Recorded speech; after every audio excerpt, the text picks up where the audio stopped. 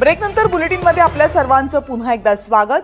मुंबईमध्ये मराठी माणसांना घरासाठी आरक्षण द्या या पद्धतीची मागणी विलेपार्लेमधल्या एका संस्थेने केली आहे। या संस्थेला या पद्धतीची मागणी नेमकी का करावीशी वाटली, विषय काय आहे नेमका, बघूयात याच बाबतचा स्पेशल रिपोर्ट। कुणी घर देतं का घर, जाती धर्माच्या अटीविना, खाण्यापिण्याच्या बंधनाविना कुणी घर देतं का घर, अशीच काहीशी परिस्थिती मुंबईतल्या मराठी माणसाची झाली आहे। गेल्या वर्षी मुलुंडमध्ये तृप्ती देवरुखकर या मराठी महिलेला सोसायटीमध्ये जागा नाकारल्याची घटना घडली होती। मुंबईत मराठी माणसालाच घर कसं नाकारलं जातं याची अनेक उदाहरणं या घटनेनंतर समोर आली होती। पुढे या वादाचे तीव्र राजकीय पडसादही उमटले होते, पण परिस्थिती पुन्हा जैसे थेच आहे। म्हणूनच मुंबईत मराठी माणसांना घरासाठी आरक्षण द्या अशी मागणी विलेपार्ले इथल्या पंचम या संस्थेनं केली आहे।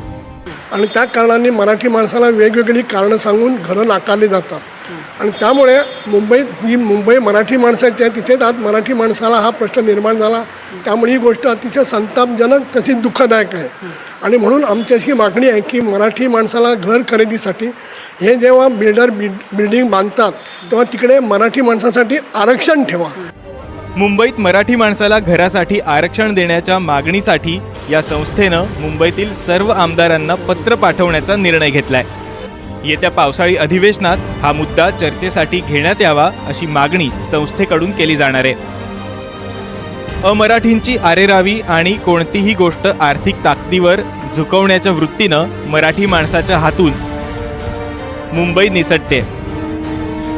नव्या इमारतीत घरांचं बुकिंग सुरू झाल्यानंतर एका वर्षापर्यंत मराठी माणसांसाठी घरांचं 50% आरक्षण ठेवावं। वर्षभरानंतर या घरांची खरेदी न झाल्यास विकासकाला ते कुणालाही विकण्याची मुभा असावी।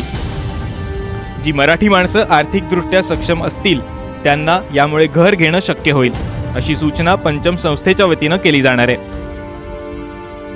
जिकडे गुजराती डॉमिनेटेड एरिया आहे किंवा जिकडे जे लोक नॉनव्हेज खात नाहीत आणि त्यांना म्हणजे त्या सोसायटीमध्ये नॉनव्हेज बनवणारे लोक नको आहेत किंवा नॉनव्हेज खाणारे लोक नको आहेत, खाणारे म्हटल्यावर ते बनवलं जाणार घरी, अशा लोकांना स्पेसिफिकली घरं नाकारली जातात। हा आमच्या एकंदर आत्तापर्यंत जे काय बघतोय त्यातनं अशा गोष्टी आढळल्यात। जाती, धर्म, भाषा, शाकाहारी, मांसाहारी या मुद्द्यांवरून मुंबईत आणि मुंबईसह इतर शहरात घर नाकारल्याच्या घटना सातत्यानं चर्चेत येत असतात। मात्र याविषयी कोणतेही ठोस निर्णय घेतले जात नाहीत। मराठी माणसाला घर नाकारलं की तेवढ्यापुरता गोंधळ होतो आणि पुढे आहे तोच कित्ता परत गिरवला जातो। त्यामुळे आता खरंच मराठी माणसाला घर खरेदीसाठी आरक्षणाची गरज भासणार आहे का? देवेंद्र कोल्हटकर, NDTV मराठी, मुंबई।